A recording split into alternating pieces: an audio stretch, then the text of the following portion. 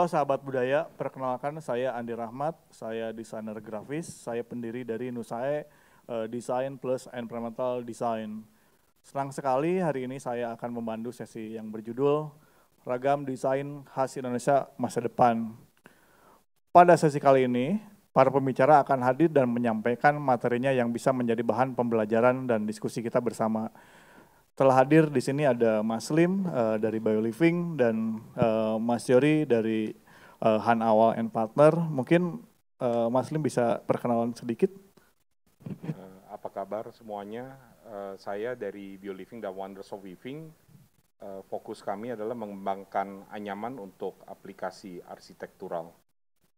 Mungkin Mas Yori silahkan. Saya Yoriantar, saya arsitek. Saya adalah desain manager dari kantor Han Awal and Partners dan saya juga adalah pendiri dari Yayasan Rumah Asuh yang melestarikan banyak rumah-rumah adat di seluruh pelosok Nusantara. Terima kasih. Tapi sebelum kita mulai, pertama-tama saya ucapkan selamat datang di program konferensi acara Pekan Kebudayaan Nasional 2020. Agenda tahunan yang diselenggarakan oleh Kementerian Pendidikan dan Kebudayaan Republik Indonesia. Tahun ini PKN kembali diselenggarakan oleh dan mengangkat tema tutur, kultur, dan luhur. Harapannya lewat konferensi ini yang dibangun dapat menghadirkan diskusi lewat tutur dalam upaya mengangkat nilai budaya kultur yang mengakar dalam diri untuk kemudian ditinggikan di tengah masyarakat saat ini, yaitu luhur gitu. Mungkin sebelum kita mulai, kita bisa nonton dulu ada video materi dari dua narasumber kita hari ini, dari Mas Lim, BioLiving, dan Mas Yori dari Han Awal. Mungkin bisa dimulai videonya. Apa jadinya kalau kita masih ingin menyelamatkan bumi ini atau generasi kita? Salah satu tugas kita bersama adalah menyelamatkan ekosistem rawa gambut. Indonesia sangat memiliki potensi yang luar biasa, bukan hanya sumber daya alam, tapi kearifan lokal dari kerajinan tangan. Dari sana, saya meyakini anyaman bisa selalu dikembangkan ke arah yang lebih baik, menjadi solusi ramah lingkungan bagi masyarakat internasional. Purun juga tumbuh di atas lahan gambut yang subur, yang juga berfungsi sebagai paru-paru dunia. Kalau kita misalnya kan gambut jaga kita juga harus jaga gambut. Karena salah satu yang tersimpannya gas CO2 itu banyak yang menyerap adalah gambut.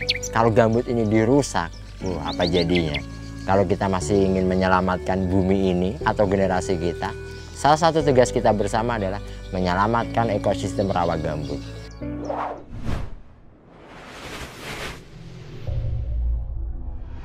Kemudian dari Han Awal.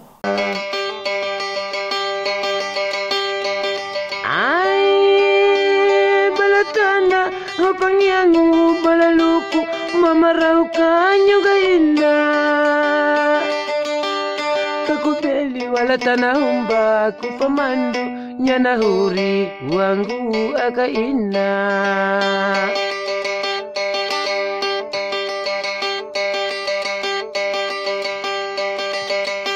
ngibawuru bagatua dunia kai ama pareta kanahori nalawiti napapungu paharia na iboku gibatobu pakamiti dunyai ina makuaha kanangguti nakalaratu napabanja lupanggiala nai apu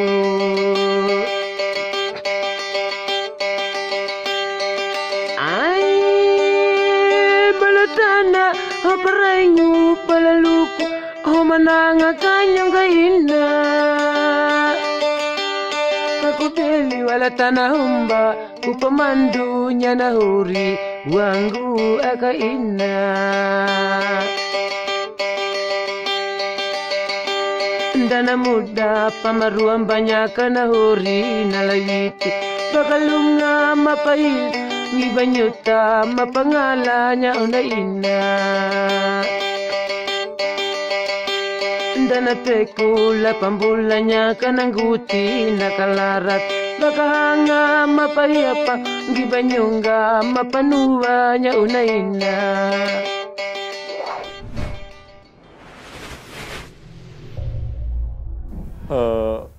Pertama-tama mungkin saya akan bertanya ke Mas Lim ya, bagaimana bisa terlibat dalam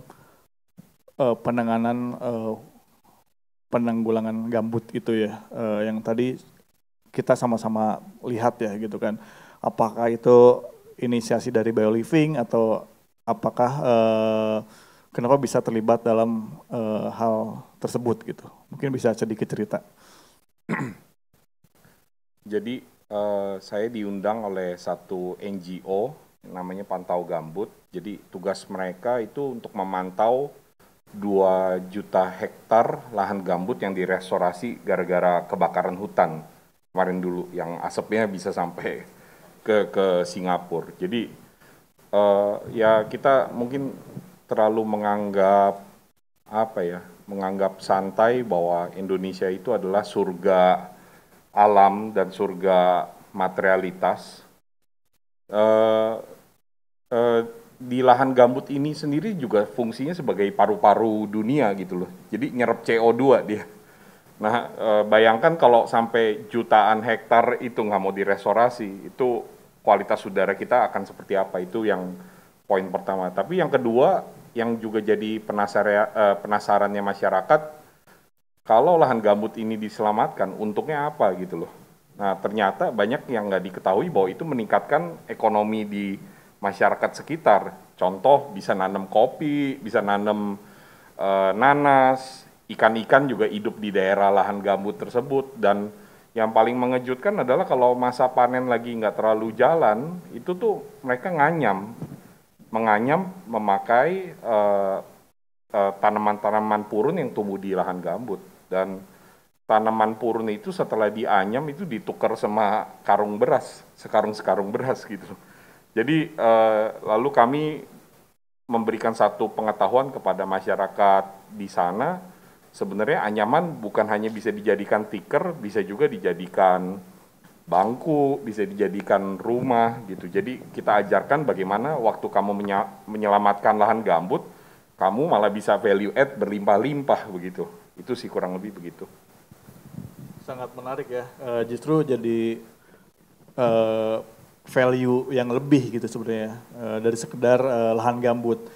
Dan mungkin juga bisa malah lahan gambut atau anyaman ini yang membuat jadi menarik dibanding yang keseharian mereka mungkin untuk pendapatan ya, kalau bisa dikembangkan lebih lanjut lagi gitu. Untuk BioLiving sendiri juga emang menggunakan beberapa materialnya dari sana juga, apa gimana Mas? Ya, yang saya bilang, jadi kita itu sering banget lupa bahwa Indonesia itu ada surga material dan surga rempah-rempah. Jadi orang luar negeri mencari ke Indonesia untuk material kita dan rempah-rempah kita, tapi kitanya tidak melihat itu sebagai kekayaan yang luar biasa gitu loh. Nah, jadi segala material yang ada di Indonesia ya sebenarnya itu banyak sekali yang lagi dikembangkan di BioLiving untuk aplikasi material ya, dan mungkin nggak umum. Contoh, kenapa pakai anyaman dari purun? Purun kan kayak alang-alang, dia rumput, getas nggak? Nah, banyak orang nggak tahu kalau purun itu dibetot itu nggak putus, Mas Yori gitu. Jadi itu yang menurut saya kadang-kadang ya kitanya meremehkan, padahal alam memberikan sesuatu yang luar biasa kuat, tapi kitanya yang memandang setengah mata. Lalu contoh, banyak orang nggak tahu bahwa anyaman juga bisa dipakai dengan kayu-kayu juga. Jadi kita lagi nganyam memakai kayu gitu loh. Material luar biasa limpah sih, rotan, bambu dan sebagainya. Jadi automatically setiap kali kita dapat kesempatan untuk explore area, mau di Wakatobi kayak mau di Tulang Bawang Barat kayak apapun itu, segala kesempatan baik material natural atau material dari sampah, ya kita harus melihat itu sebagai satu kesempatan untuk menciptakan materialitas dan aplikasi anyaman yang memberi keberlangsungan yang baik ya untuk masyarakat di Indonesia gitu. Dan saya rasa lahan-lahan yang seperti itu juga mungkin potensinya sangat banyak selain di kota daerah situ ya, mungkin tersebar di seluruh Indonesia yang mungkin kita bisa respon ya untuk memiliki value yang lebih lagi gitu kan, terutama untuk manfaat buat kehidupan sehari-hari daerah tersebut gitu. Nah terkait itu mungkin mungkin saya coba pengen tahu dari Mas Yory yang tadi mungkin udah diputarkan videonya kalau nggak salah Sumba ya Mas Yory ya. Mungkin sedikit bisa cerita tentang video tadi Mas Yory. Ya, kalau video tadi itu bercerita tentang pembangunan rumah-rumah budaya di Sumba yang dilanjutkan dengan pemberdayaan masyarakat. Jadi kami masuk ke Sumba itu pertama kali tahun 2008 dan di situ kami mulai mempelajari arsitektur Sumba yang sangat unik. Di satu pulau itu semua arsitekturnya hampir mirip ya. Kalau Sumba tuh budayanya cenderung lebih homogen untuk arsitekturnya, tapi kami juga melihat arsitekturnya mulai berubah. Jadi rumah-rumah adat itu mulai menjadi rumah beton, atapnya mulai jadi atap seng dan sebagainya. Terus kemudian kami bersama seorang rohaniwan, Pastor Robert Ramone, kami mulai melaksanakan program restorasi rumah-rumah adat atau membangun kembali rumah-rumah adat terutama di kampung-kampung yang terbakar gitu. Dan kemudian Kementerian Pendidikan dan Kebudayaan juga mengadop program rumah asuh menjadi program rumah budaya. Jadi kami bersama donatur gotong royong dan program pemerintah telah merestorasi lebih dari 170 rumah. Tapi kemudian kami juga merasa ada juga hal yang menarik di Sumba selain ada pasola dan keindahan alamnya. Itu banyaknya turis-turis kelas bintang 5, selebritis, ya, Leonardo DiCaprio, terus David Beckham, hampir semua itu datang tinggal di Sumba. Dan mereka menginap di hotel yang sangat mahal. Nah, itu kan kalau nginap di hotel yang sangat mahal kan bisa dibilang hampir 90% uang kita pasti keluar. Ya, kalau kita mencoba menginap di situ, karena hotelnya tuh nginapnya harus seminggu, ya, dan mahal sekali. Tapi kalau uangnya keluar semua, artinya kan uang kita yang pergi. Bagaimana menarik uang itu juga ke Indonesia. Dan saya melihat peluangnya itu ada di pemberdayaan masyarakat, khususnya ibu-ibu penenun. Sumba itu punya harta karun yang luar biasa, termasuk tenunannya. Tenunannya sangat khas ya, motifnya bisa motif binatang, motif alam, manusia dan sebagainya. Dan idenya selalu datangnya dan inspirasinya dari mimpi, ya, bagaimana berkomunikasi dengan suaminya, dengan adatnya, budayanya, dan masyarakat. Jadi itu beda, sedangkan kalau kita orang Jakarta senang beli tas-tas import yang harganya luar biasa mahal, tapi itu yang dibeli kan merek. Sedangkan kain tenun ini yang dibeli adalah hatinya orang Sumba. Mana yang lebih mahal, mana yang lebih berharga. Nah, oleh karena itu kami membuatlah jalur tenun Sumba, semacam Silk Road begitu. Tapi ini jalur tenun Sumba dengan membangun 10 rumah tenun. Targetnya apa? Turis bisa lebih lama tinggal di Sumba, karena mereka pasti tertarik untuk mempelajari kain Sumba dengan segala macam misterinya. Dan banyak turis-turis asing, mereka bilang ke saya, kami ingin tidak hanya melihat kain Sumba, kami ingin anak-anak saya juga live in, belajar menenun. Dan kemudian harga kain Sumba menjadi naik. Buat saya itu kabar baik. Harga jadi mahal, bagus. Itu kan barang produk Indonesia sendiri. Dan kalau ada teman-teman bilang, gara-gara kamu kain Sumba mahal, saya bilang, apanya mahal? Yang kalian beli itu hatinya. Kalian bisa beli tas import lebih mahal, ya. Tapi kain Sumba bisa menjadi sebuah benda yang sangat berharga, kebanggaan, itu yang kami lakukan. Jadi kami bergotong royong bersama donatur, ada dari Yayasan Tirto, ada juga dari seorang desainer terkemuka namanya Bian Wana Atmaja, menyumbang 3 rumah tenun. Saya bilang sama Mas Bian, tugas Mas Bian itu bukan membawa Sumba ke Indonesia lagi, tapi Mas Bian bawa Sumba ke dunia. Gitu. Nah itu cara kita membuat branding ya. Dan jalur tenun Sumba tentunya membuat ibu-ibu penenun yang sudah berkali-kali bilang saya bosan dengan segala kemiskinan kami. Sekarang hidupnya lebih terangkat karena kain Sumba sekarang menjadi kain-kain para millennials, ya. Dan kami juga diundang ke Kedutaan Besar Amerika untuk mempresentasikan jalur tenun Sumba. Semua ibu-ibu duta besar dipanggil dan semuanya kaget.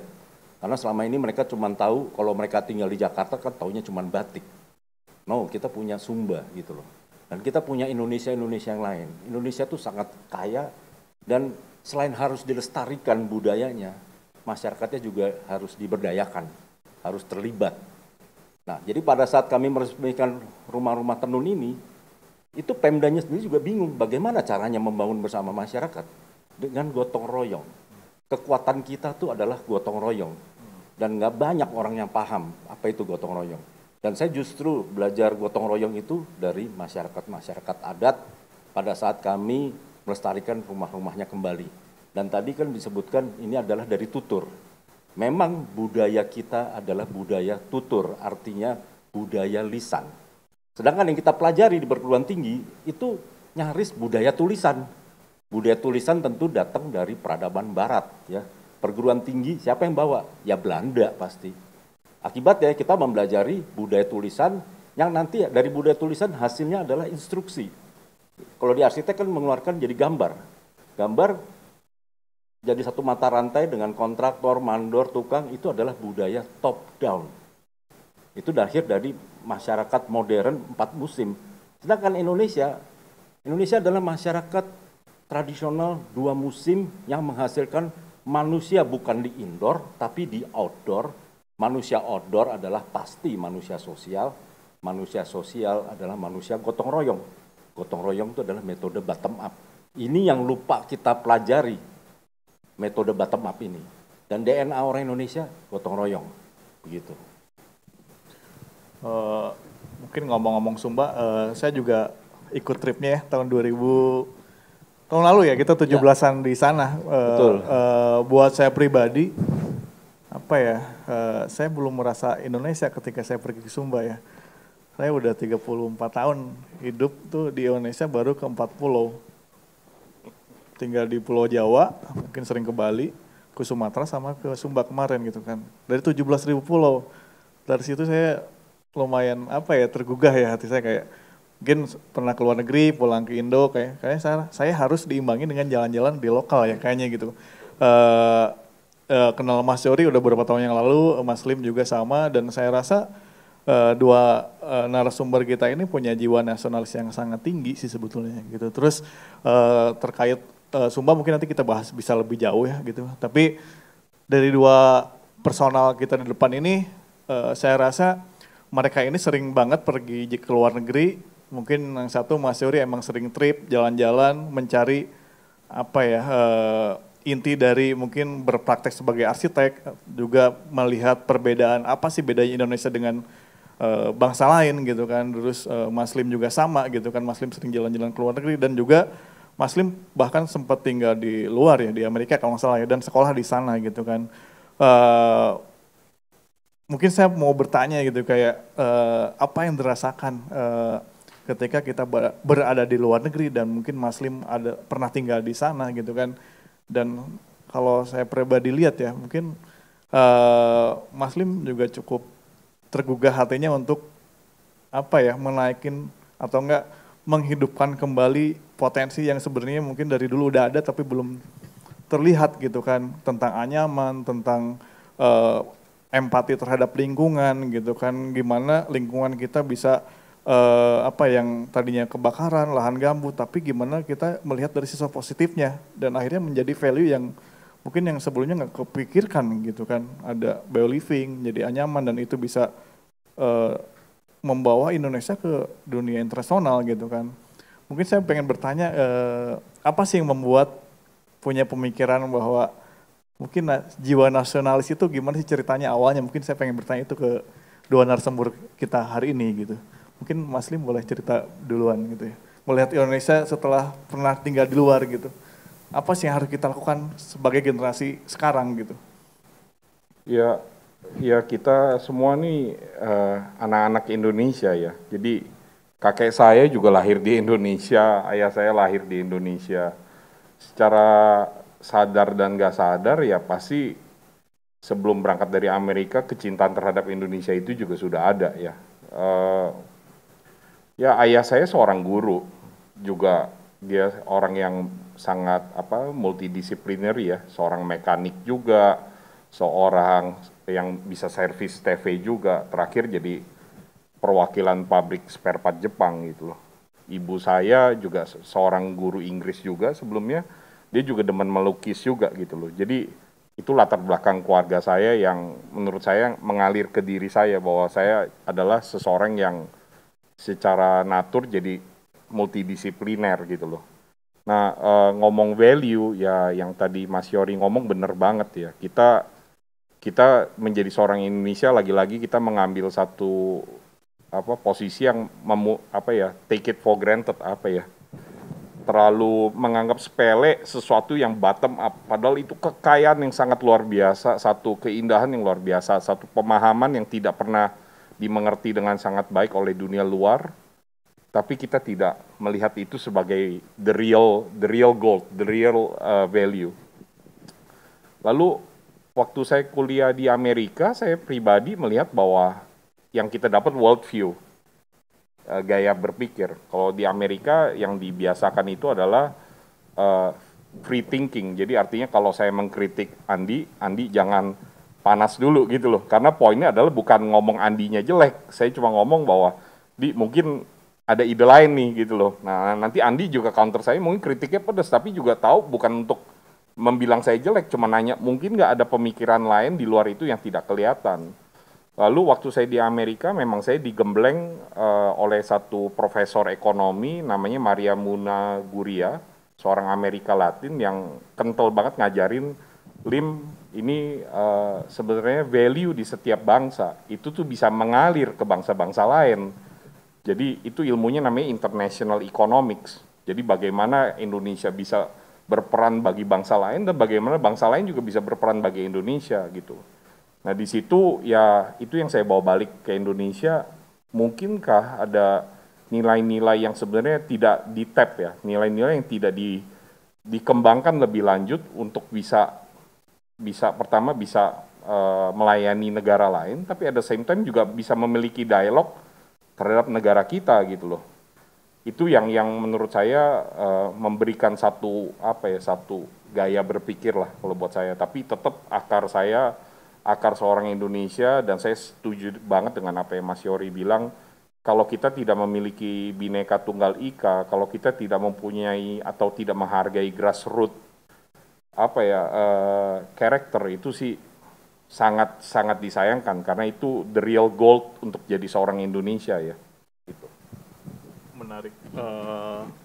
Ngomong-ngomong gotong royong ya, kalau orang lain mungkin negara Eropa atau di mana belahan dunia lain gitu, ngomongin era kolaborasi ya beberapa akhir tahun ini gitu, kayak kalau saya rasa Indonesia tuh udah kolaborasi dari zaman dulu ya gitu kan, dari zaman Pak Soekarno gitu, gimana kita gotong royong melawan penjajah contohnya gitu.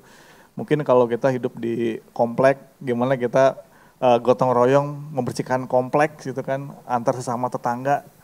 Kolaborasi itu tuh bagi kita di Indonesia mungkin bukan hal yang asing ya sebetulnya. Kolaborasi itu yang emang udah mengakar dalam jiwa dan raga orang Indonesia sejak lahir gitu, bahkan turun-temurun dari zaman dulu gitu kan.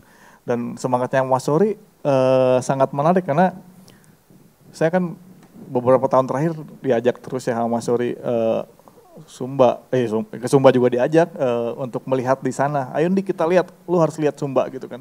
Lu harus lihat bahwa banyak yang harus kita bantu untuk bantu dalam artian bukan merubah Sumbanya, tapi apa yang bisa kita beri manfaat profesi kita ke Sumba agar bisa lebih baik lagi ke depannya gitu kan. Dan itu juga semangat kolaborasi ya gitu kan, gimana saya juga terlibat buat Bajo gitu sama Mas Yori, bantu Mas Yori juga gitu untuk Indonesia gitu kan. Itu menurut saya sangat menarik gitu, poin-poin dari Mas Lim tadi juga gitu, melihat dari luar dulu bahwa kita tahu bahwa kita orang Indonesia dan melihat potensi kita tuh apa dibanding negara lain gitu kan, seperti itu. Mungkin kalau dari Mas Yori bisa cerita tentang saya rasa saya sangat terharu selalu melihat orang-orang yang punya rasa jiwa nasionalis dan mengimplementasikan pemikirannya real gitu kan, nyata gitu kan. Contoh tadi Mas Lim juga gimana bisa mengajari, saya juga terlibat dan langsung melihat dan ikut Mas Lim waktu itu ngajari anyaman di Tubaba ya. Saya rasa itu the real Indonesia, orang Indonesia yang emang pahlawan zaman sekarang mungkin yang seperti itu ya, yang cuman ngomong doang gitu kan, seperti itu. Terus Mas Dori juga dengan yayasan rumah asuhnya dari 2008 dan sampai sekarang udah membantu banyak rumah-rumah tradisional hadir kembali di kehidupan sehari-hari gitu kan. Mungkin rasa itu dari mana sih Mas Dori gitu kan, kayak gitu? Tentunya pasti ayah saya yang mengajarkan nasionalisme ya. Ayah saya latar belakangnya seorang arsitek modern dan dia selalu nanya, saya pernah bertanya, menurut ayah arsitektur modern itu apa? Arsitektur Indonesia itu apa? Jawabannya sangat sederhana. Arsitektur Indonesia adalah arsitektur yang berguna buat orang Indonesia. Titik gitu ya. Dan pada saat kami lulus, kami bersama teman-teman arsitek ya, ada Andra Matin ya, Irianto, ada Juhara juga, ada macam-macam, kita bergabung dalam Arsitek Muda Indonesia. Kita melakukan perjalanan ke luar negeri, melihat arsitektur luar negeri. Kita nyebutnya ziarah arsitektur, mencari jawaban. Tapi yang sebenarnya yang kita lihat ya Indonesia. Kita mau mencari benang merahnya, ini sejarahnya nyambungnya seperti apa. Dan kami mulai melakukan perjalanan tidak hanya melihat fine arsitek, ya arsitek yang dibikin oleh arsitek-arsitek hebat, tapi kita juga mulai melihat arsitek-arsitek tanpa arsitek, kota-kota dan sebagainya.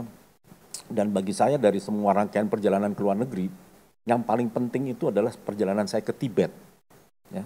Di Tibet kami melihat arsitektur, melihat monasteri, melihat alam yang indah, melihat budaya yang sangat kaya dan aura spiritual yang luar biasa. Dari Tibet itu kami membuat buku. Iseng-iseng kami menulis surat kepada Dalai Lama untuk memberi penghantarnya. Kami bilang, kami orang Indonesia baru saja kembali dari negeri Anda. Kan Dalai Lama kan ada di pengasingan, dia kan ada di India. Kami ingin menceritakan negeri Anda dari kacamata kami orang Indonesia.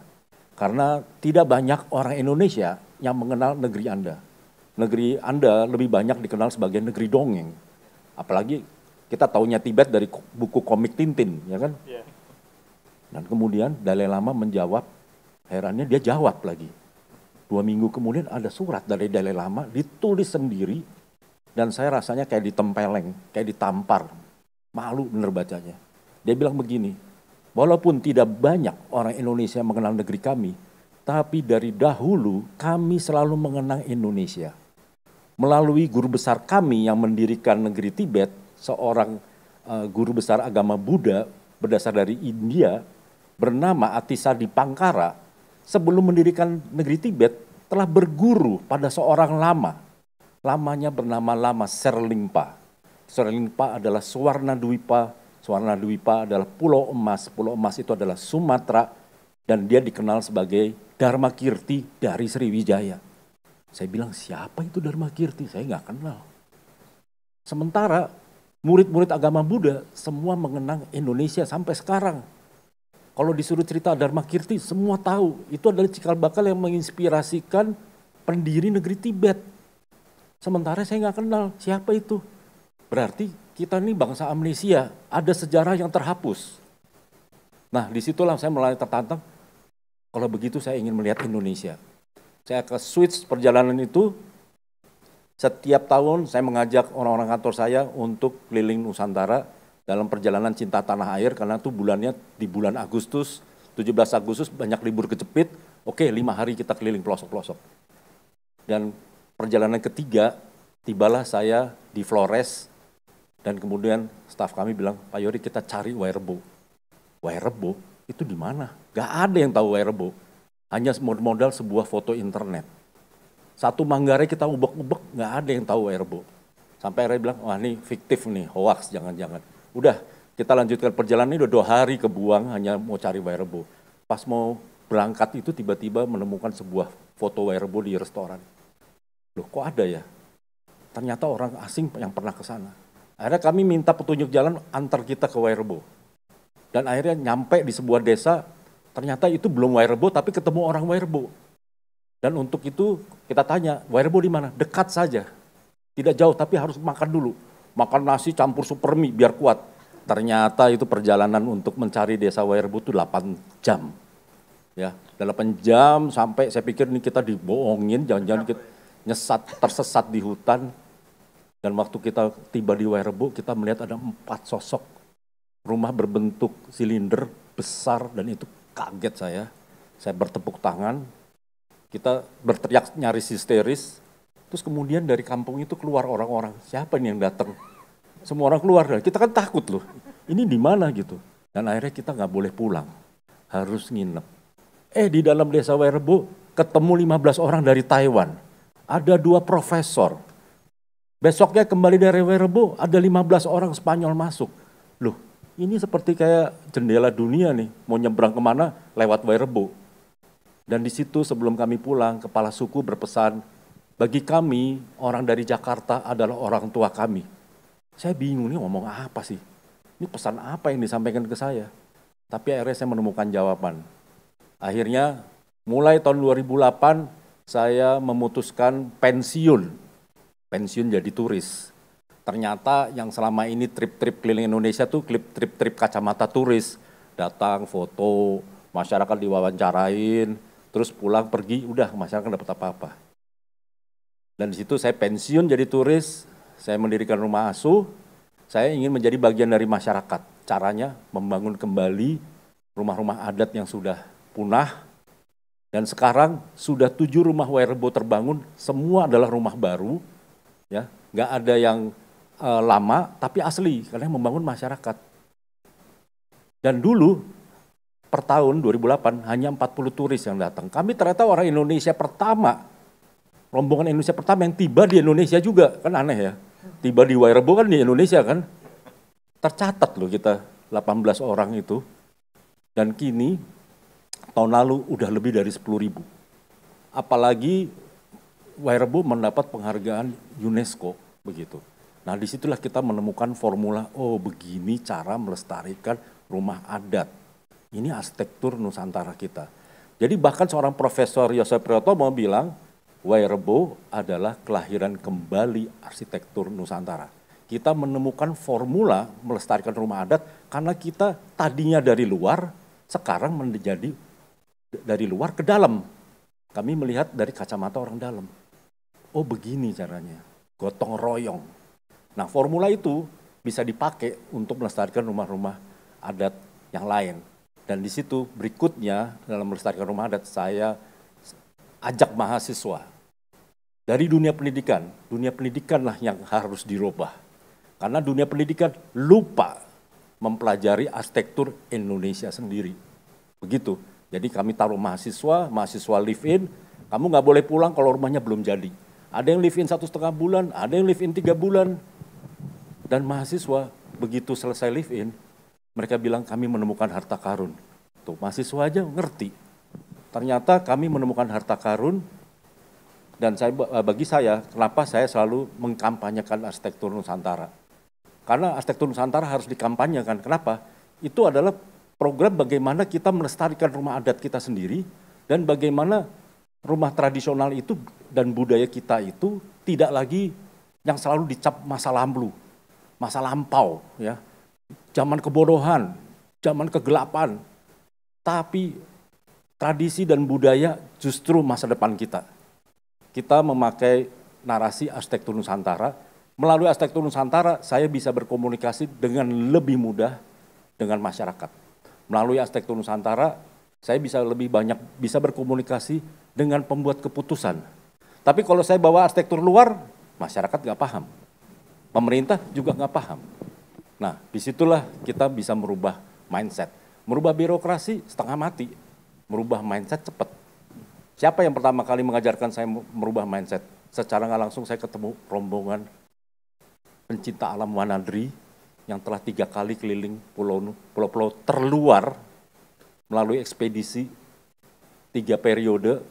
Dan setelah itu ketua ekspedisinya bilang sama saya, ternyata saya tidak menemukan pulau terluar, tapi pulau terdepan. Itu merubah mindset sekali loh. Kalau luar kan daerah yang paling kita lupakan. Kalau terdepan itu yang justru harus diperbaiki, harus dijaga, kalau nggak dicaplok negara lain. Nah begitu, itu dengan demikian rubah mindset lebih cepat. Nah ini udah jadi kayak gerakan kan. Dan saya banyak sekali terlibat dalam program-program pemerintah, bahkan presiden kita sendiri, Pak Jokowi juga selalu nanya, di mana sih keindonesiaan di dalam arsitektur kita? Nah, presidennya aja peduli, masa arsitek enggak, gitu kan? Jadi bagi saya, kita harus memperkuat tradisi dan budaya kita ini, bukan menjadi bagian dari masa lalu, tapi menjadi bagian masa kini dan masa depan. Supaya mengembalikan kita sebagai bangsa pencipta, bukan bangsa followers. Kalau kita terus-terusan mengadop dari luar, mindset kita secara nggak langsung, kita jadi bangsa followers. Dan akhirnya menghasilkan KW gitu kan. Tapi kalau menjadi pencipta, kita adalah surganya. Kita bangsa yang paling kaya, sukunya aja berapa ribu, ya, pulaunya aja berapa puluh ribu. Sama tetangga kita, nggak ada apa-apanya tetangga. Malaysia, negara yang selalu mengkampanyekan we are the truly Asia gitu ya. Saya datangi, saya presentasikan, mereka baru bilang, wah kalau lihat presentasi Pak Yory, kami baru menyadari sekarang gotong royong kami sudah punah. Ya sudah, kita masih punya. Dan kita bisa terus, yang namanya budaya kan tidak beku ya, bisa terus berkembang. Nah disitulah arsitek-arsitek kita, para seniman-seniman kita, budayawan kita, semua orang kayak Lim ini juga ya, bagaimana sekarang kita mengembangkan budaya kita justru menjadi inspirasi. Jadi kita harus menciptakan tarian kita sendiri, kita menciptakan lagu kita sendiri, biar orang lain menari atas tarian kita gitu loh. Jangan kita menari atas tarian orang lain, gitu kira-kira. Makasih Mas Yory. Saya tadi melihat beberapa hal tentang yang dilakuin Mas Yory itu adalah menyambungkan kembali tali yang putus kalau saya rasa ya. Karena sebelum itu nggak ada yang nyari Sumba. Tidak, Sumba. Ya ada yang nyari Wirebo gitu kan, orang Indonesia gitu kan.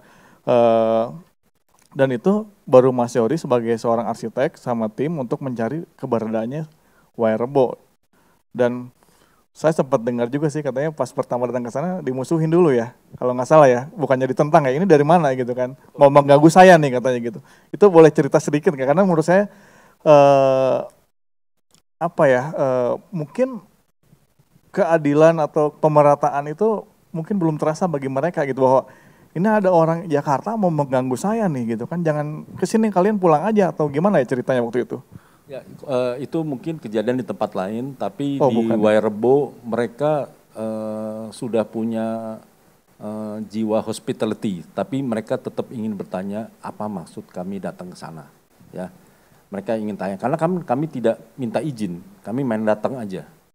Tapi pada saat kami di Sumba, ya, kami berhadapan semua dengan sebuah desa yang sudah nyaris punah karena terbakar. Ya, itu adalah desa tempat para warrior ya di Ratenggaro. Kami datang ke sana, kami malah ngomong begini, di sini bangunan adat yang paling penting yang mana ya? Kami ingin bangun kembali. Mereka bukannya senang, malah tersinggung.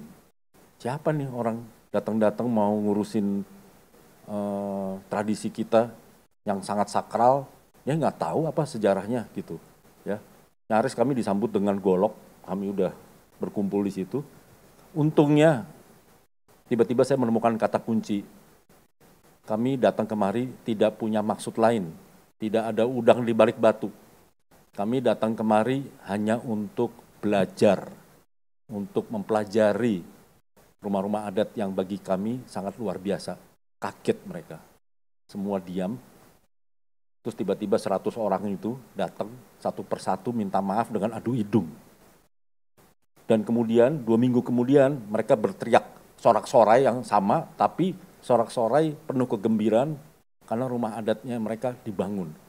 Nah, rumah yang adat yang paling penting itu dibangun, dan itu menggerakkan rumah-rumah yang lain. Dan Ratenggaro sekarang kembali utuh begitu loh. Jadi itu yang kami hadapi. Ya. Kalau di Papua, ya di Papua kami datang ke sebuah desa adat di Wamena di Suroba. Itu masyarakatnya kemana-mana bawa panah, bawa tombak, bawa kampak. Kami tinggal datang ke sana, tinggal bersama mereka, tapi saya di-scan dulu, dilaporin dulu sama leluhurnya. Setelah di-scan segala macam, mungkin upacara adat, ternyata scan-nya hasilnya kayak semacam rapid test. positif, maksudnya non reaktif. Jadi orang ini tidak punya maksud jahat. Jadi kami diterima gitu loh. Dan akhirnya kami membangun bersama mereka, membangun honai-honainya dan sebagainya. Dan ilmu itulah yang kami kan bersama mahasiswa dari berbagai perguruan tinggi, mahasiswa tugasnya live in, silahkan bawa teknologi yang paling canggih. Mau bawa kamera, mau bawa laptop, mau bawa iPad, mau bawa drone. Tapi Anda tugasnya adalah mentransfer budaya lisan mereka menjadi tulisan. Jadi kemudian ada buku nanti, ada gambar-gambarnya. Dan itu yang merubah mindset. Nah, nyaris semua perguruan tinggi sekarang melihat arsitektur tradisional mereka sendiri gitu loh, yang perlu diselamatkan, perlu dilestarikan. Dan ini dengan jiwa gotong royong kita share semua satu sama lain. Jadi gotong royong itu kalau udah membangun dengan gotong royong ya, ibaratnya nggak perlu lagi ada uang, kendurian aja makan-makan berkumpul jadi bisa jadi satu rumah. Itu metode yang asli Indonesia begitu loh. Jadi tiba-tiba uang jadi relatif begitu. Ya, kebersamaan itu yang luar biasa. Kita nggak tahu lagi mana arsitek, mana mandor, mana tukang, semua sama. Dan nggak ada satu tiang bisa berdiri tanpa gotong royong begitu.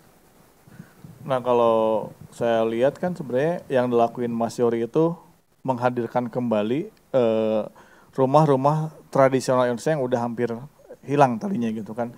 Itu kan satu hal yang berbeda dengan praktek yang Mas Yory sekarang lakukan di kantor secara biro arsitek gitu kan.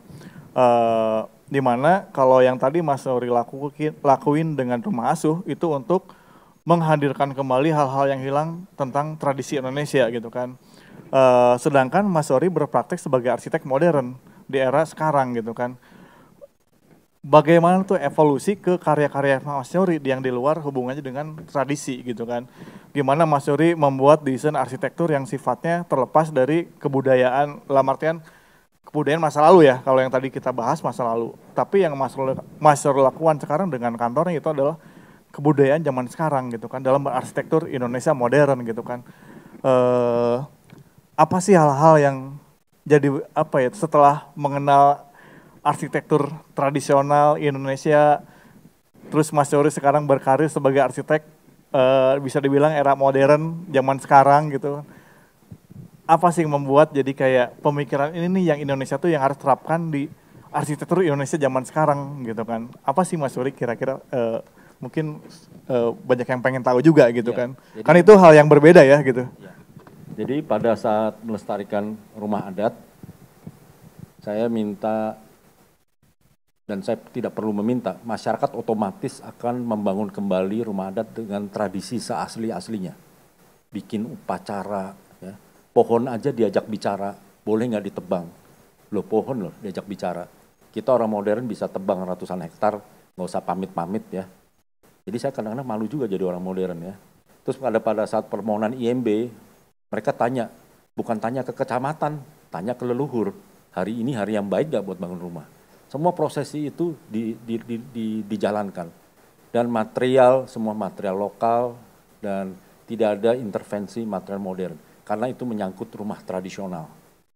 Tapi pada saat mereka mau bangun sekolah, mau bangun taman bacaan, silahkan jadi modern. Dan mereka mulai menggunakan batu, semen, dan sebagainya, dan sebagainya. Tapi untuk tradisional, lestarikan seasli-aslinya. Jadi saya sempat dicap sebagai arsitek yang romantis. Itu kampung mau punah kok malah dibangun kembali ya. Bahkan ada antropolog terkenal dari Jepang mencap saya ini melakukan rekayasa pariwisata. Nggak pernah. Otomatis setelah jadi malah ada turis datang, tertarik malah mau tinggal bersama masyarakat. Nah di Wairebo ini setelah dibangun ya, itu memang salah satunya memang kita bisa lihat pemberdayaan melalui pariwisata ini memberikan income ya. Walaupun pariwisata juga ada plus ada minusnya ya.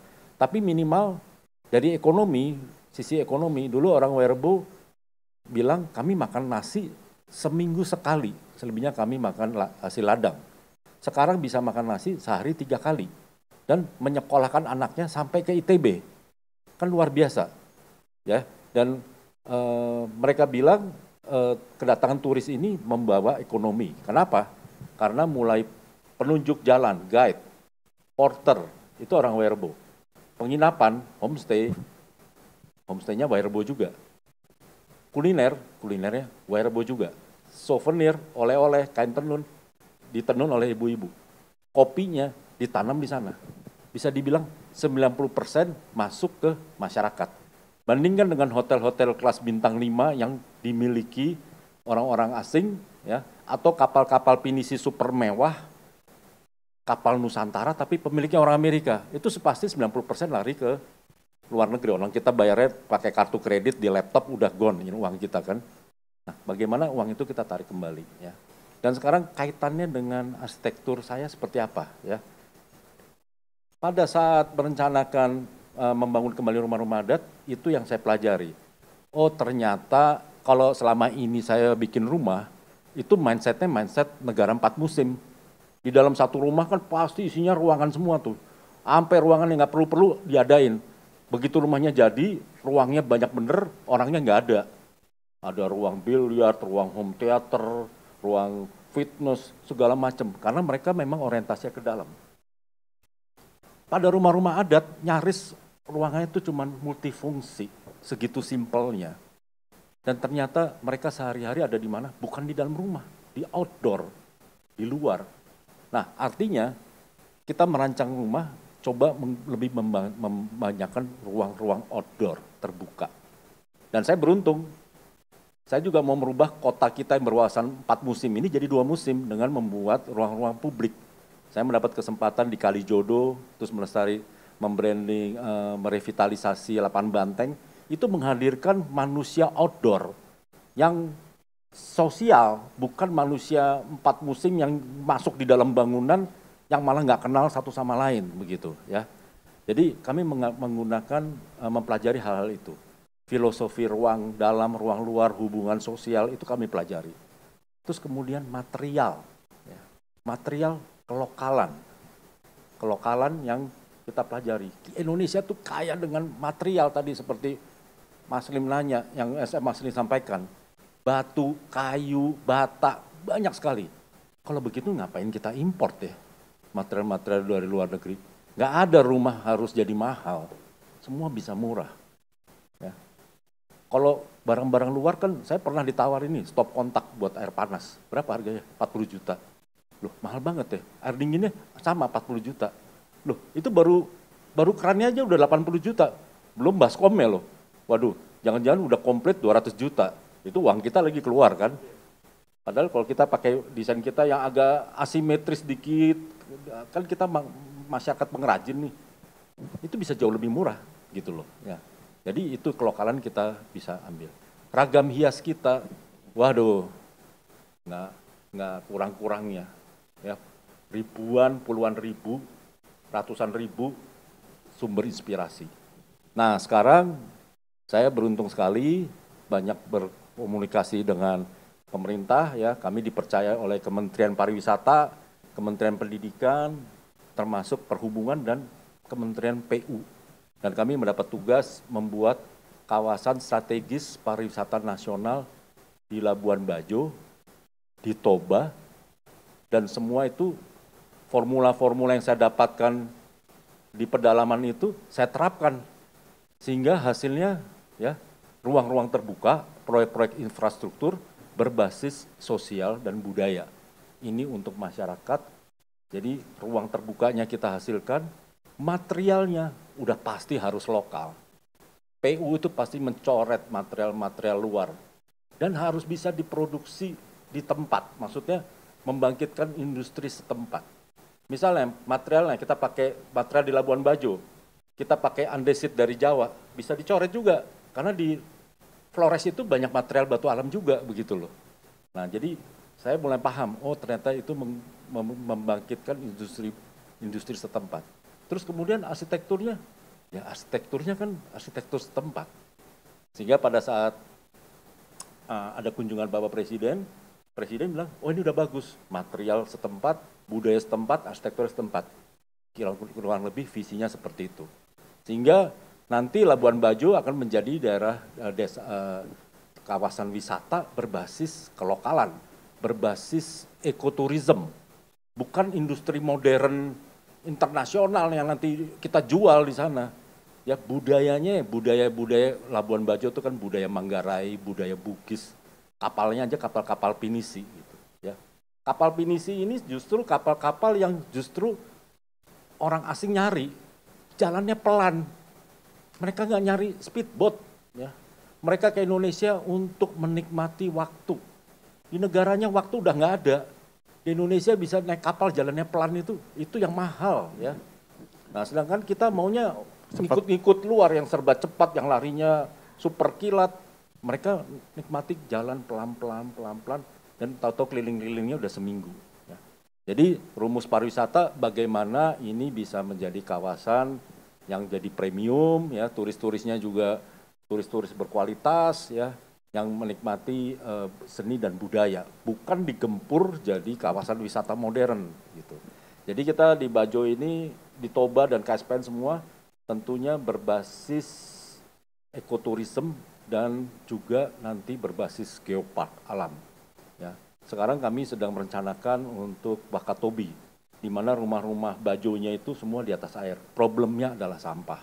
Nah, saya senang sekali dengar Pak Lim ini justru akan mendaur ulang plastik-plastik ya dari minuman, dari supermi dan sebagainya, sampah-sampah itu bisa menjadi material sintetis tapi bahannya daur ulang sampah.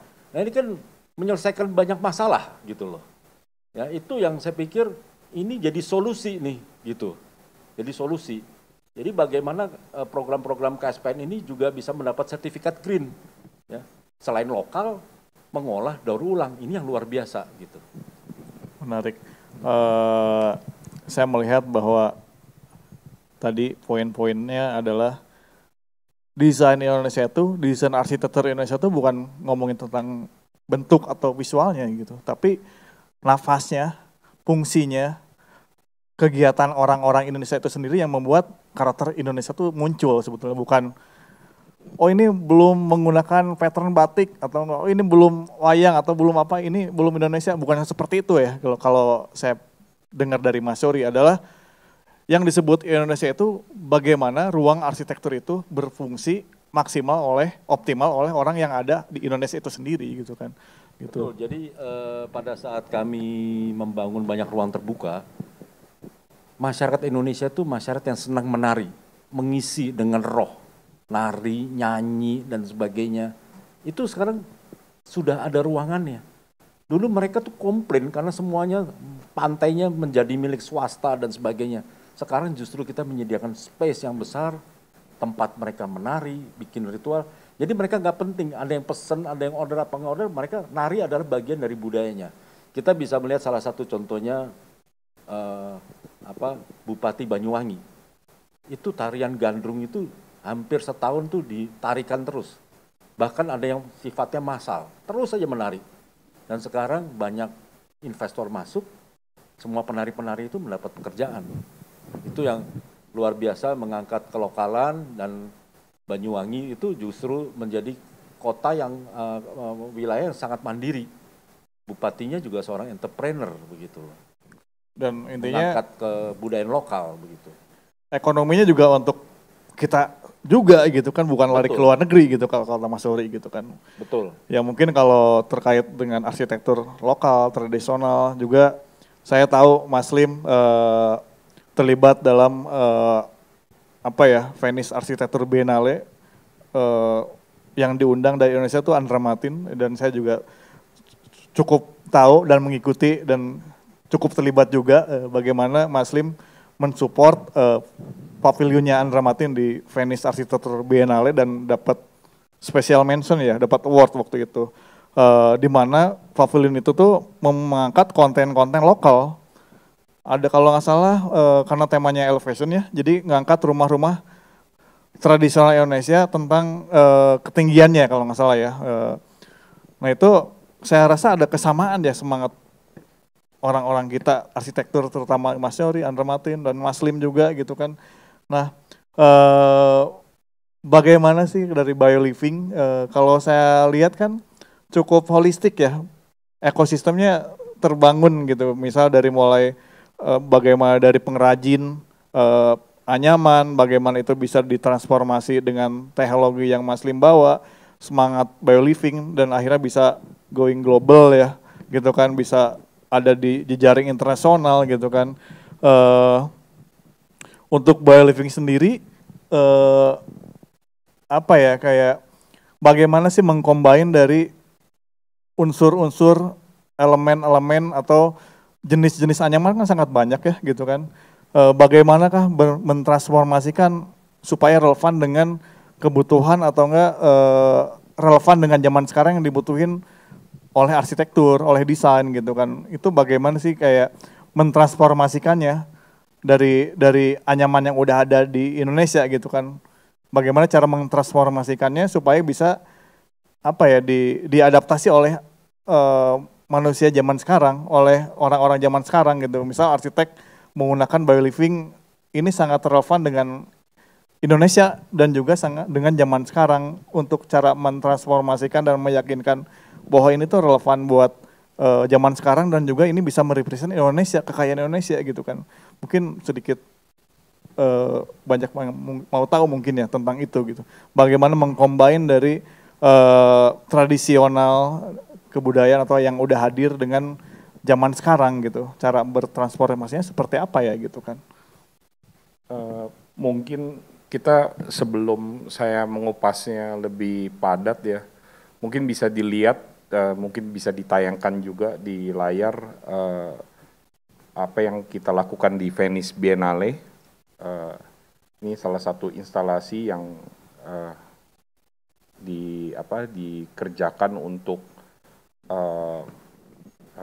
pekan arsitektur yang sangat penting di dunia, dan juga bisa ditampilkan juga yang kami lakukan untuk Hermes. Jadi ini anyaman yang kita lihat bisa dipakai di satu fashion house yang sangat besar juga di dunia. Lalu juga bisa ditampilkan juga karya oleh Rem Koolhaas pada proyek Potato Head. Ada 2 proyek ini. Ini yang pertama, itu bisa dilihat bahwa atasnya memakai anyaman ribuan meter persegi dan bawahnya adalah outdoor furniture. Secara arsitektur didesain oleh OMA, salah satu arsitek yang respectable dari Eropa. Tapi yang bawah ini dikerjakan oleh product designer namanya Faye Too Good, salah satu yang sangat senior di Inggris, dan itu dua-duanya memakai sampah plastik ya.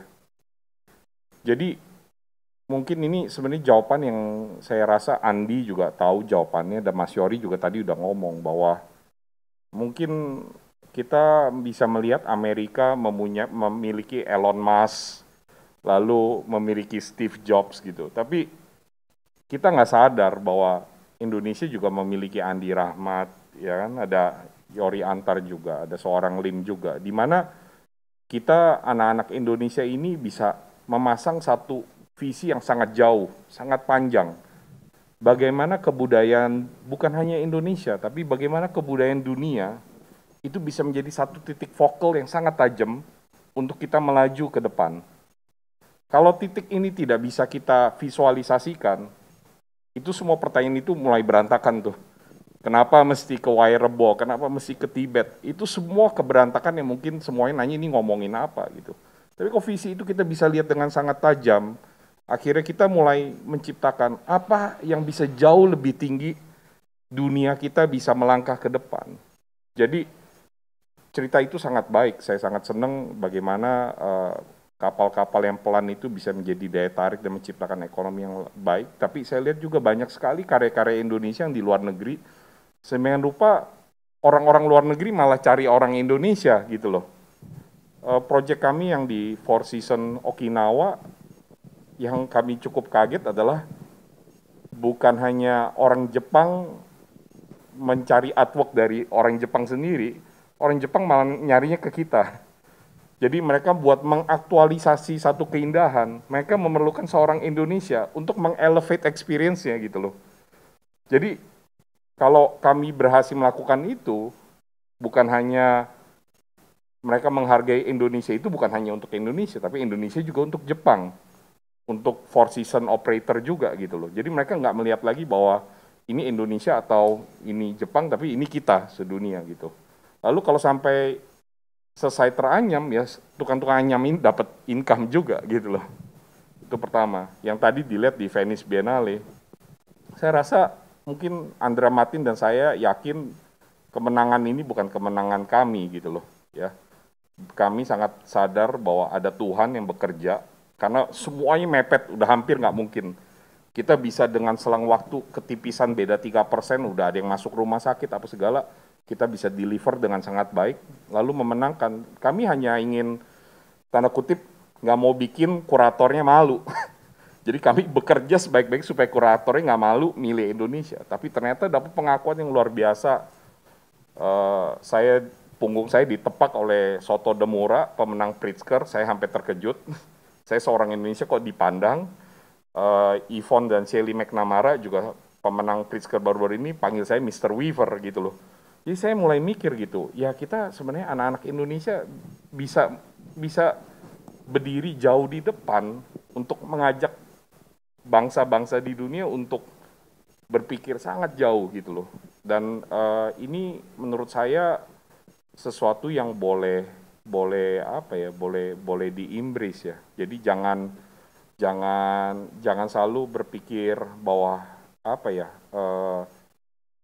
kebudayaan, rumah-rumah adat itu tuh seperti sesuatu thing yang tadi Mas Yori bilang terpenjara, beku. Bukan, ini sesuatu yang sebenarnya proyeksi. Apa yang kita bisa melihat satu peradaban dunia yang agung dengan berkaca kepada kebudayaan Indonesia. Dan kita posisinya bukan top bottom loh, kita bukan bilang Jerman kau rendah atau apa, kita bilang hey, kami dari bawah melayani kalian semua untuk maju. Bagaimana hidup dengan akar, bagaimana hidup dengan alam, dengan tutur dan kultur gitu loh. Itu yang saya rasa ini yang keberanian yang harus kita semua pegang. Saya mengingat juga Mas Didi Petet yang berjuang luar biasa di World Expo Milan, ya beliau juga mengatakan hal yang sama. Kita memang memiliki peradaban yang baik, tapi kenapa kita tidak mau memproyeksikannya ke depan? Pas pembukaan World Expo Milan, dia memaksakan keluar dari ICU untuk hari H pembukaan. Dari jabat tangan sampai 1 minggu selanjutnya juga meninggal. Nah sama juga dengan saya juga mengingat Mas Johara juga gitu loh. Kami sama-sama 2013 mengembangkan House Vision Indonesia, ya kita sekarang udah nggak bersama kami lagi, tapi dia juga memproyeksikan bagaimana arsitektur Indonesia dengan undang-undang arsitek dan semua yang diciptakan untuk membangunkan arsitek-arsitek muda kita itu juga berupa proyeksi bagaimana peradaban dunia bisa jauh lebih baik gitu loh. Dan mengenai, saya juga mau nambahin, kami sendiri juga banyak mengembangkan prefab, Mas Yori. Jadi prefab dari bahan-bahan alam, bahan-bahan sampah, itu juga yang hasil dari House Vision Indonesia itu memberikan banyak inspirasi bagaimana bangunan-bangunan baru bisa dibuat lebih awal lalu tinggal dipasang di destinasi turisme yang lain gitu. Jadi mungkin itu yang mungkin bisa jadi satu kata kunci bagaimana selain kita bisa menghargai tradisi, tapi kita mungkin bangsa Indonesia, anak-anak Indonesia bisa menciptakan tradisi untuk masa depan, yang mana nanti anak dan cucu saya akan menghidupi tradisi tersebut gitu loh, dan memberi keberlangsungan melewati pandemi, melewati resesi, melewati climate change dengan kita semua mengerti ya bahwa kita memiliki kemampuan untuk bertolak jauh ke depan, begitu. Menarik. Justru tadi kan kalau saya lihat emang kita harus berdiri di mengakar dari leluhur kita gitu. Akhirnya kita bisa adaptif ya di berbagai keadaan dengan cara kita sendiri gitu kan, sebagai orang Indonesia gitu kan. Terus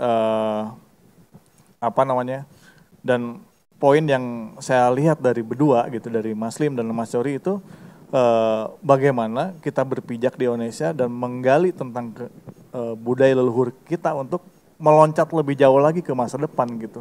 Dan bagaimana orang-orang kita ini sekarang berdiri di era zaman sekarang, gimana kita bisa merespon kebudayaan lama itu dengan evolusi dan kita kembangkan untuk masa depan gitu kan. Dimana zaman sekarang itu Mas Dori dengan karya arsitekturnya berkarir untuk company-nya ya, untuk bironya juga sambil mencari akar kita sendiri gitu kan. Akhirnya berhadirlah arsitektur Mas Dori dengan zaman sekarang gitu kan. Begitu juga Mas Lim gitu kan. Bagaimana melihat potensi-potensi anyaman, potensi-potensi kebudayaan di Indonesia yang sekiranya bisa menjadi kebudayaan zaman sekarang, dan juga nanti mungkin yang tadi bilang Mas Lim, masa depan anak cucunya bisa melihat yang kami lakukan sekarang gitu. Ada Mas Dori dengan pergerakannya, akhirnya satu titik udah semakin terlihat bahwa arsitektur tradisional ini tuh ternyata seperti ini, caranya seperti ini, cara berpikirnya seperti ini gitu kan. Nah, cara berpikir itu mungkin yang saya rasa ya bisa diadaptasi oleh di luar arsitek juga gitu kan. Sebagai pribadi Indonesia yang mungkin ada dokter, ada orang IT, ada orang apapun, itu cara pikirnya yang kita ambil kan sebenarnya. Bagaimana makhluk Indonesia itu makhluk sosial gitu kan. Mungkin saya rasa menarik banget gitu di era Indonesia zaman sekarang, karena apa ya, kita terputus dengan masa lalu sangat lama sekali gitu terputusnya gitu kan.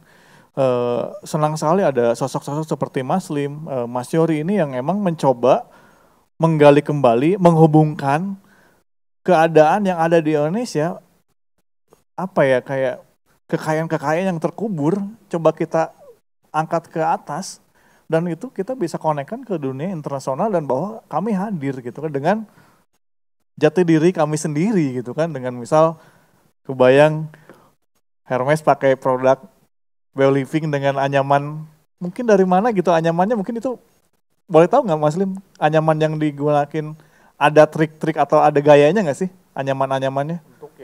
Untuk yang Hermes itu misal? Jadi setiap kita pernah dapat project suruh mengaplikasi anyaman dari Sabang sampai Merauke gitu. Jadi akhirnya kami menemukan 7 keluarga anyaman, dan masing-masing keluarga anyaman ada 13 turunan anyaman. Nah, salah satu dari turunan anyaman dari Dayak, tribal, itu tuh dia memiliki teknik yang kita sebut teknik holographic. Lihat dari depan flat, lihat dari samping ada ketebalan gitu loh. Nah, dari situ ya adaptasi itu yang kami banyak lakukan untuk aplikasi, salah satunya dari Hermes. Jadi sama lah yang visit ke Wairebo dan ke rumah adat itu bikin kita berasa ini nggak salah. Kita punya kekayaan yang luar biasa. Ada apa nih? Kita tidak memakai rempah kita, tidak memakai budaya kita lihat luar negeri mulu. Padahal pada saat ini dengan kami bekerja begini, tadi sebelum acara saya kasih lihat Andi ya, ada sneaker designer dari Los Angeles nanya, ini anyaman buat sepatu gimana gitu loh. Sedangkan kami juga dihubungi oleh 2 publisher di Eropa untuk menyiapkan buku-buku baru terhadap lagi-lagi kebudayaan Indonesia. Kami pun lagi di kontak sama produser dari Hollywood yang memenangkan Emmy Award untuk bikin satu program lagi gitu. Jadi ya menurut saya ini bukan bukan sesuatu yang aneh ya, tapi sesuatu yang lagi ya kita ya hebat gitu loh. Cuman harus mulai dari kitanya. Di depan mata ada lada, di depan mata ada rotan, di depan mata ada Wairebo, di depan mata ada graphic design. Itu semua bisa dikelola sebagai satu trajektori jauh-jauh ke depan. Bukan hanya ngomong masa depan yang pendek, tapi masa depan yang jauh lebih depan lagi. Itu yang saya rasa saya meyakini dan saya mengimani seorang Yori Antar bisa, seorang Andi juga bisa, seorang Lim bisa, dan semua pemirsa yang menonton juga bisa melewati pandemi, melewati resesi. Semangat itu harus dipegang dengan semangat gotong royong, lalu ya berjalan setapak demi setapak dengan satu visi yang sangat jauh ke depan gitu. Menarik banget. Seperti yang kita tahu dan mungkin saya juga melihat terus kegiatannya dari Bioliving dan Mas Lim gitu, Dan karena juga saya lumayan sering terlibat dalam proyek-proyeknya BioLiving gitu kan untuk arsitektur beberapa arsitek Indonesia gitu kan. Bagaimana BioLiving bisa support rem Kulhas, OME dari Eropa gitu. Bagaimana BioLiving bisa support Kengokuma ya dari Jepang gitu kan. Wah, buat saya sih itu sangat membanggakan ya sebagai orang Indonesia gitu kan.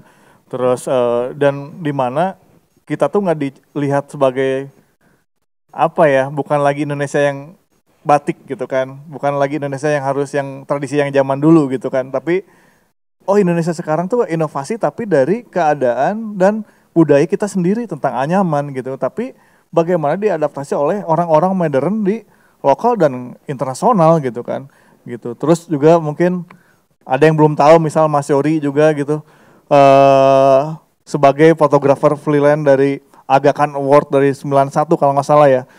Itu juga menurut saya kita bisa bersanding dengan orang-orang dari berbelahan dunia, orang-orang modern, tapi Mas Yori membawa pemikiran dan meng-capture untuk arsitektur Indonesia zaman sekarang gitu mungkin, dan juga tradisional. Mungkin bisa cerita Mas Yori tentang jadi fotografer Aga Khan official untuk Indonesia gitu kan, seperti apa itu ceritanya?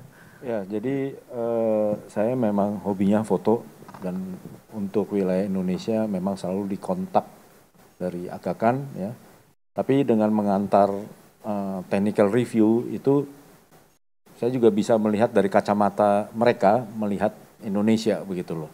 Jadi banyak sekali dari mereka itu yang memang melihat Indonesia ini luar biasa.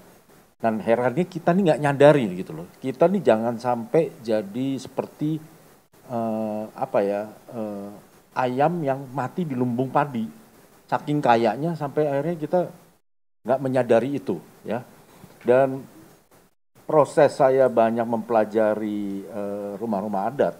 Ini yang saya mau sampaikan ke semua teman-teman, itu adalah proses mengindonesia. Mungkin saya orang Indonesia, tapi belum mengindonesia. Dan dengan melakukan perjalanan-perjalanan itu, saya menjadi Indonesia gitu loh. Jadi kami mulai mengerti dan sebagainya. Dan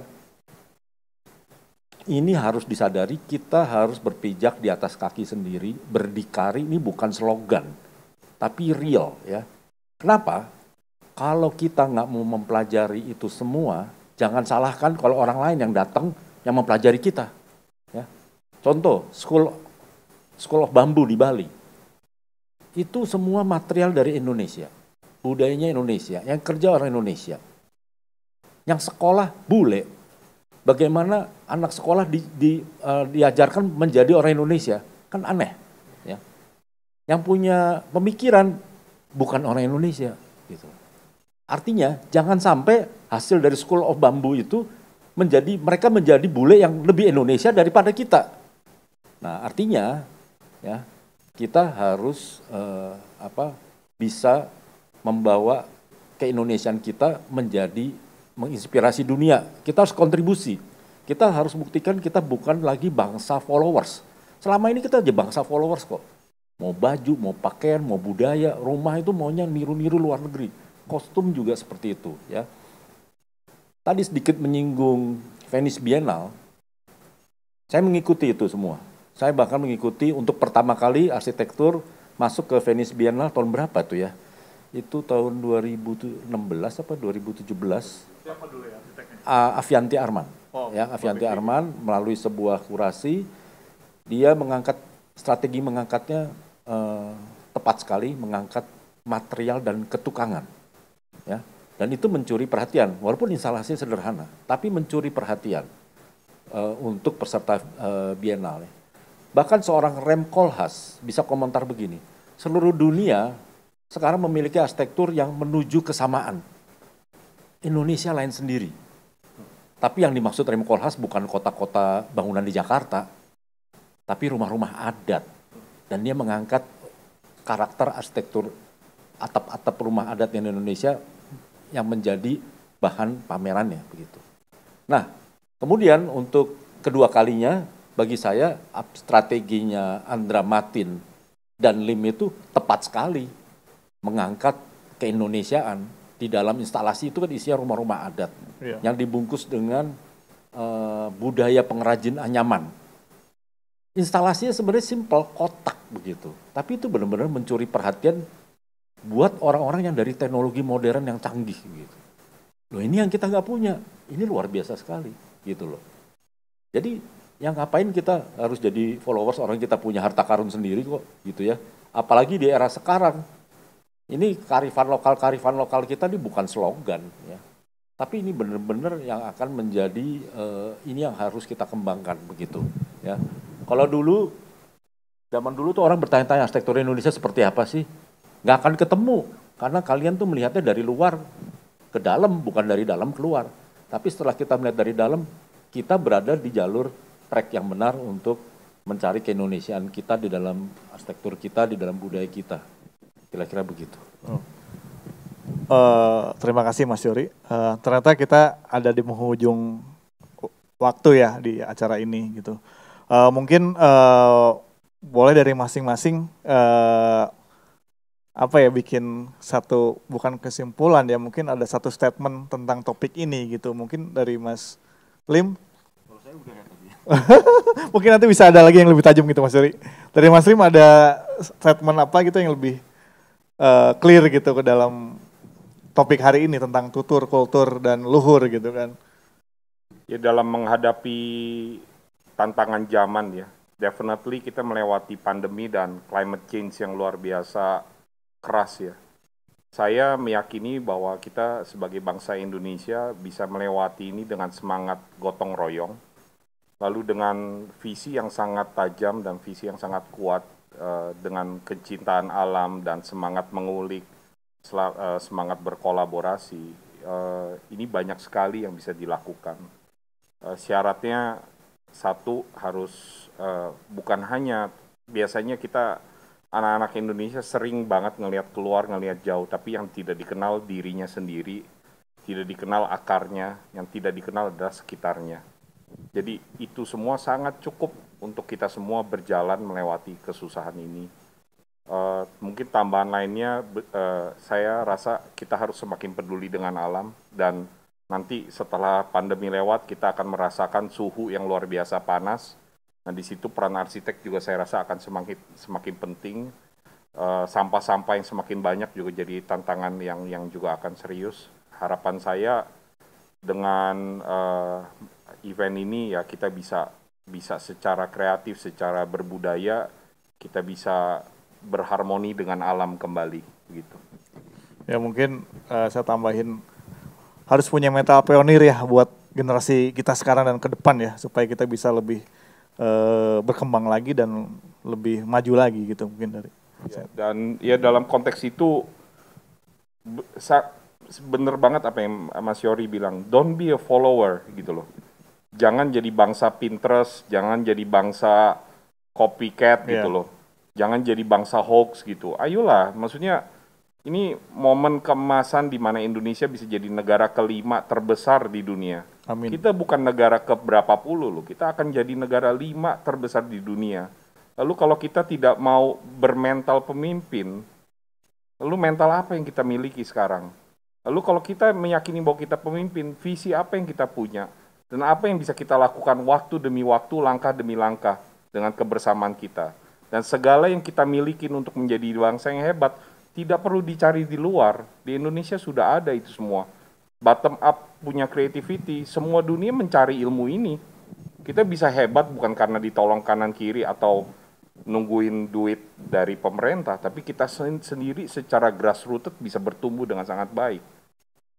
Saya rasa ini yang semangat yang mungkin harus kita embrace, jangan dilunturkan, lalu ini harus dinafasi, dihidupkan hari demi hari untuk melihat satu kejujuran jiwa seorang Indonesia yang baik begitu. Nanti kita ikut perjalanan rumah asuh Mas Yory tahun depan 17 Agustus di mana lagi nih kita. Mungkin dari Mas Yory silakan. Ya. Kalau pandemi ini berakhir, yang pertama kali saya ingin kunjungi adalah saudara-saudara kita yang ada di pedalaman. Ya. Saya tentunya akan mengajak Andi, mungkin kita ke pedalaman di Kalimantan, Dayak. Ya. Kami sedang membangun rumah budaya di sana. Dan saat ini memang mereka melakukan lockdown karena mereka tinggal di rumah yang panjang, tapi mereka tetap membangun, ya kita tetap membangun, dan saya berharap, saya ingin keliling-keliling lagi ke daerah-daerah dan mengucapkan banyak terima kasih atas segala ilmu yang kami dapatkan, dan tentunya juga kita bisa, ya, arsitektur kita ini bisa memberdayakan dan juga memerdekakan. Arsitektur itu bisa dipakai untuk memerdekakan pikiran, ya, memerdekakan bagaimana masyarakat melalui nanti program pariwisata dan sebagainya ikut menikmati kue pariwisata. Dengan ilmu yang saya pelajari dari masyarakat mengenai bottom up, itu ternyata menyelesaikan masalah berbagai macam banyak proyek-proyek, termasuk proyek-proyek pemerintah yang selama ini semuanya top down, ya. Dan kini kami menjadi jembatannya. Dengan adanya proyek-proyek di mana masyarakatnya terlibat, ikut menikmati, itu kan sebenarnya gotong royong juga. Dan itu akan melahirkan formula-formula baru, melahirkan penemuan-penemuan baru. Jadi itu, ya. Jadi kekayaan kita tidak akan ada habis-habisnya. Hari ini saya menerima sebuah film singkat dari WhatsApp saya, bagaimana Cina merepro kota di Paris, di negaranya. Dikopi, semua kota-kota di Eropa dikopi sama persis di Cina. Itu luar biasa. Tapi ya kita jangan jadi begitu. Kita justru harus bukan mengkopi, mengembangkan kekayaan kita. Jangan sampai sumber inspirasi kekayaan seni dan tradisi ini malah kita gilas habis dengan pemikiran modern yang top down tadi. Ya. Tapi justru budaya itu justru harus diangkat, ya, bukan ditinggalkan apalagi dilupakan. Karena itu jati diri kita yang justru dicari oleh orang-orang luar, ya. Antropolog itu melihat Indonesia adalah surganya, surga penelitian, kalau perlu semuanya diambil. Sampai kepala sukunya juga diboyong ke luar negeri. Itu kejadian, kenyataan, ya. Tenunan Dayak itu puluhan ribu semua didokumentasikan oleh Ford Foundation. Malah sekarang yang menenunnya udah meninggal. Yang punya data orang luar, kita dibaca habis-habisan sama orang luar, tapi kita tidak menyadari, malah data-data itu yang kita perjualbelikan. Mindset itu harus dirubah, ya. Kita harus mengambil data-data kita sendiri. Sekarang di Tropen Institute itu terekam data-data etnologi Indonesia, tapi untuk mengambilnya kita harus bayar, kita harus beli. Padahal itu adalah foto orang tua kita sendiri. Oleh karena itu lebih baik kita perkuat ini semua, kita bisa bikin museum-museum terbuka, ya, untuk menyimpan kembali data-data itu. Ini sebagai semacam, ya, bagi saya semacam gerakan begitu, ya, gerakan yang memang positif gitu, karena terlihat sekali keterlibatan semua lapis yang ada di dalam masyarakat. Saya rasa itu bagi saya, dan saya sangat percaya kita harus kembali ke jati diri kita. Kita adalah bangsa pencipta, bukan bangsa followers, ya. Kita harus bisa menemukan dan melahirkan kembali gagasan-gagasan kalau mau Indonesia kita maju dan tidak bergantung pada orang lain.